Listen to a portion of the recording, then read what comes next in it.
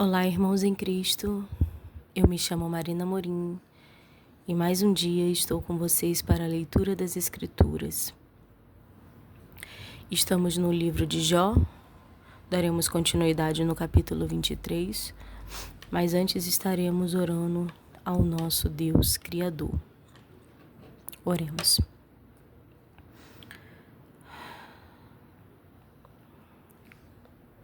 Soberano Deus e eterno Pai,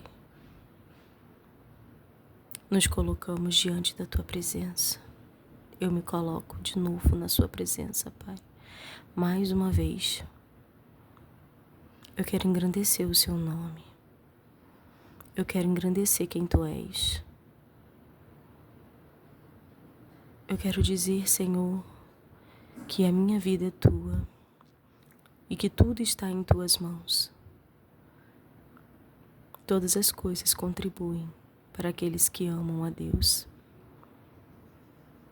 Eu sei que o Seu amor, Pai, e a Sua dor,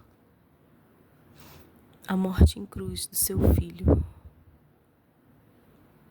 foi o maior ato, Pai, que um pai possa fazer pelos seus filhos, por quem eles amam. Então, Pai, conhecedora desta passagem, desta palavra, na Sua Escritura, eu declaro que sou Sua, eu declaro que os meus irmãos são Teus e que a nossa casa, Pai, louvará o Senhor. Nos ajude a compreensão, Pai, do que aqui está escrito na Sua palavra, que elas possam entrar em nosso coração e quando elas entrarem em nossa mente, possam ser entendidas e tirado todo o obstáculo, tudo, Pai, todo o véu que cobre os mistérios que aqui estão revelados. É o que eu te peço e já te agradeço, em nome de Jesus. Amém. Livro de Jó, capítulo 23. Jó deseja apresentar-se perante Deus e confia na sua misericórdia. Respondeu, porém, Jó e disse: ainda hoje a minha queixa está em amargura. A violência da minha praga mais se agrava do que o meu gemido. Ah, se eu soubesse que o poderia achar, então me acharia ao seu tribunal, me chegaria ao seu tribunal. Com boa ordem exporia antes ele a minha causa, e minha boca encheria de argumentos. Saberia as palavras com que ele me responderia e entenderia o que me dissesse. Porventura, segundo a grandeza de seu poder, contenderia comigo? Não, antes cuidaria de mim. Ali o reto pleitaria com ele, e eu me livraria para sempre do meu juiz. Eis que se me adianto, ali não está. Se torno para trás, não o percebo. Se opera a mão esquerda, não o vejo. Encobre-se a mão direita, e não o divido. Mas ele sabe o meu caminho. Provê-me, e sairei como ouro. Nas suas pisadas os meus pés se afirmaram. Guardei o seu caminho, e não me desviei dele. Do preconceito de seus lábios nunca me apartei. Do preceito de seus lábios nunca me apartei, e as palavras da sua boca prezei mais do que o meu alimento. Mas, se ele está contra alguém, quem então o desviará? O que a sua alma quiser, isso fará, porque cumprirá o que está ordenado a meu respeito, e muitas coisas como estas ainda tem consigo. Por isso me perturbo perante ele, e quando isto considero, temo-me dele. Porque Deus macerou o meu coração, e o Todo-Poderoso me perturbou. Portanto, não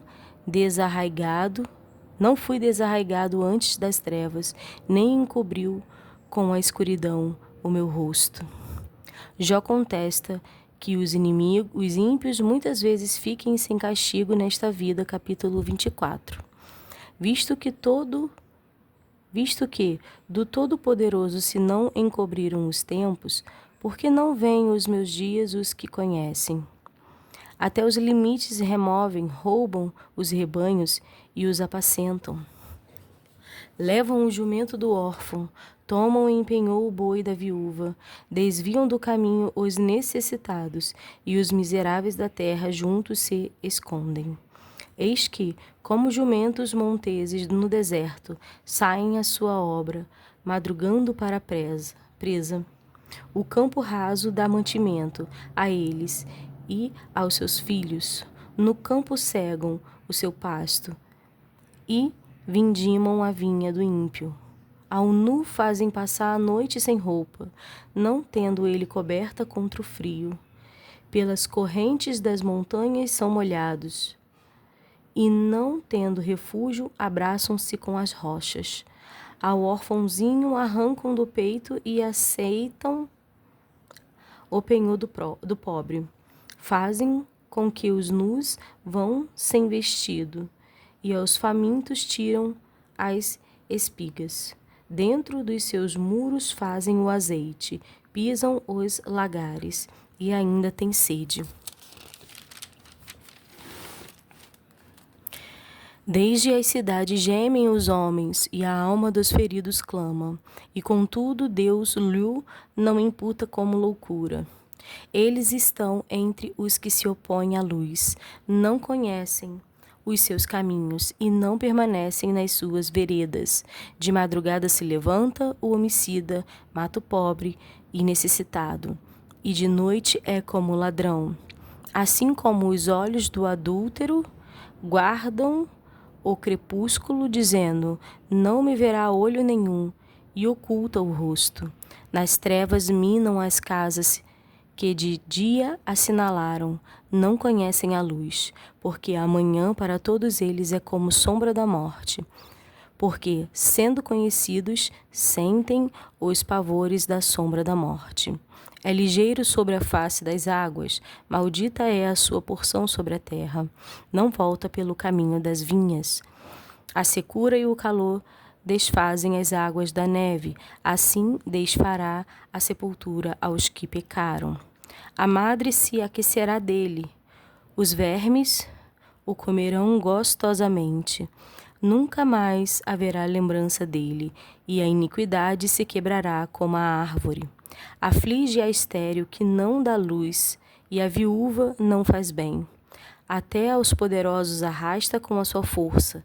Se ele se levanta, não há vida segura. Se Deus lhe dá descanso, estribam-se nisso. Seus olhos, porém, estão nos caminhos deles. Por pouco se alçam e logo desaparecem. São abatidos, encerrados, como todos os outros, e cortados como as pontas das espigas. Se agora não é assim, quem me desmentirá e desfará as minhas razões? Bildade sustenta que o homem não pode, sem presunção, justificar-se diante de Deus. Capítulo 25. Então respondeu Bildade, o suíta, e disse: com ele estão o domínio e temor. Ele faz paz nas suas alturas. Porventura tem número os seus exércitos, e para quem não se levanta a sua luz? Como, pois, seria justo o homem perante Deus, e como seria puro aquele que nasce da mulher? Olha, até a lua não resplandece, e as estrelas não são puras aos seus olhos. E quanto menos o homem que é em verme, e o filho do homem que é um bicho. Jó repreende Bildade e exalta o poder de Deus. Capítulo 26. Jó, porém, respondeu e disse: como ajudaste aquele que não tinha força e sustentaste o braço que não tinha vigor? Como aconselhaste aquele que não tinha sabedoria e plenamente lhe fizeste saber a causa, assim como era? Para quem proferistes palavras E de quem é o espírito que saiu de ti? Os mortos tremem debaixo das águas com os seus moradores. O inferno está nu perante ele, e não há coberta para a perdição. O norte estende sobre o vazio, suspende a terra sobre o nada. Prende as águas em densas nuvens, e a nuvem não se rasga debaixo delas. Encobre a face do seu trono, e sobre ela estende a sua nuvem. Marcou um limite à superfície das águas em redor, até aos confins da luz e das trevas. As colunas do céu tremem e se espantam da sua ameaça. Com a sua força fendem o mar, e com o seu entendimento abate a sua soberba.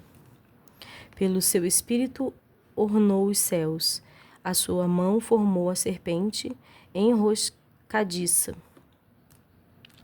Eis que isso são apenas as orlas dos seus caminhos, e quão pouco é o que temos ouvido dele. Quem, pois, entenderia o trovão do seu poder? Jó sustenta sua integridade e sinceridade, capítulo 27. E prosseguindo Jó em sua parábola disse: Vive Deus, que desviou a minha causa, e o Todo-Poderoso, que amargurou a minha alma. Enquanto em mim houver alento, e o sopro de Deus no meu nariz, não falarão os meus lábios iniquidade, nem a minha língua pronunciará engano. Longe de mim que eu vos justifique, até que eu expire. Nunca apartei de mim a minha sinceridade. A minha justiça me apegarei, e não alargarei. Não me remorderá o coração em toda a minha vida. Seja como ímpio o meu inimigo, e o que se levantar contra mim como o perverso. Porque qual será a esperança do hipócrita, havendo sido avaro, quando Deus lhe arrancar a sua alma? Porventura Deus ouvirá o seu clamor, sobrevindo-lhe a tribulação? Ou deleitar-se-á no Todo-Poderoso, ou invocará a Deus em todo o tempo? Ensinar-vos-ei o que é concernente à mão de Deus, e não vos encobrirei o que está com o Todo-Poderoso. Eis que todos vós já vistes isto, porque pois vos desvaneceis na sua vaidade. Qual será da parte de Deus a porção do homem ímpio, e a herança que os tiranos receberão do Todo-Poderoso? Se os seus filhos se multiplicarem, será para a espada, e os seus renovos se não fartarão de pão. Os que ficarem dele, na morte serão enterrados, e as suas viúvas não chorarão. Se amontoar prata como pó e aparelhar vestidos como lodo, ele os aparelhará, mas o justo o vestirá, e o inocente repartirá a prata. Ele edifica sua casa como a tranca, e como o guarda que faz a cabana. Rico se deita e não será recolhido. Seus olhos abrem e ele não será. Pavores se apoderaram dele, como águas de noite o arrebatará a tempestade.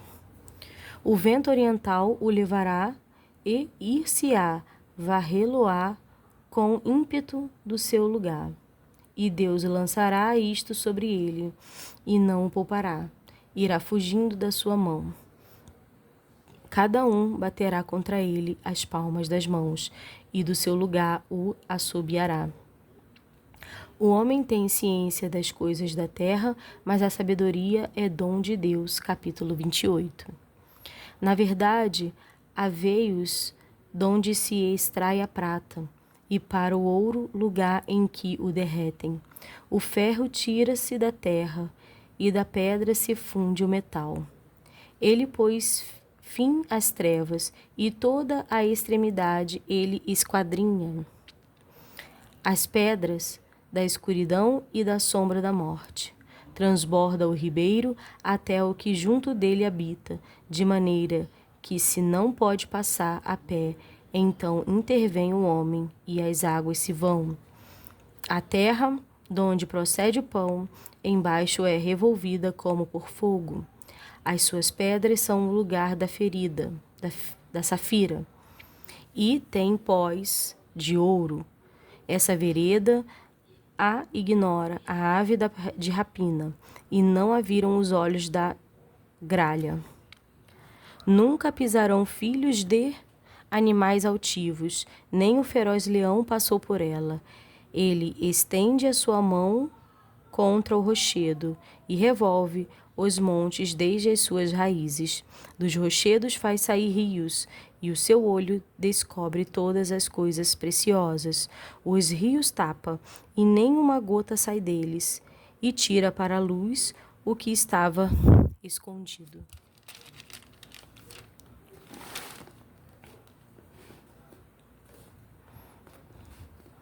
Mas onde se achará a sabedoria? E onde está o lugar da inteligência? O homem não lhe conhece o valor, não se acha na terra dos viventes. O abismo diz, não está em mim. E o mar diz, ela não está comigo. Não se dará por ela ouro fino, nem se pesará prata em câmbio dela. Nem se pode comprar por ouro fino de Ofir, nem pelo precioso ônix, nem pela safira. Com ela se não pode comparar o ouro ou o cristal, nem se trocará por joia de ouro fino. Ela faz esquecer o coral e as pérolas, porque a aquisição da sabedoria é a melhor que a dos rubis.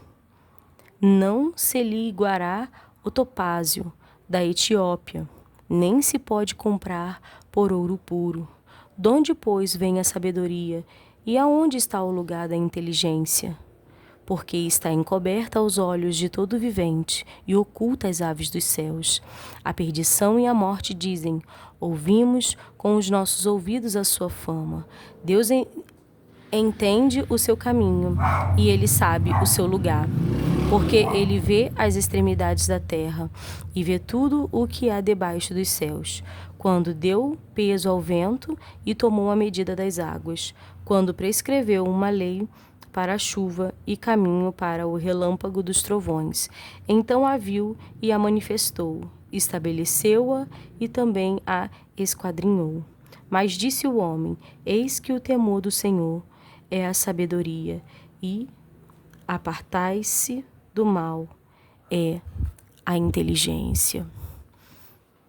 Aqui nós encerramos 5 capítulos do dia de hoje com esse tremendo versículo que diz, capítulo 28. Mas disse ao homem, eis que o temor do Senhor é a sabedoria, e apartar-se do mal é inteligência. Somente até aqui, irmãos. Eu desejo que os irmãos fiquem com a paz do Senhor.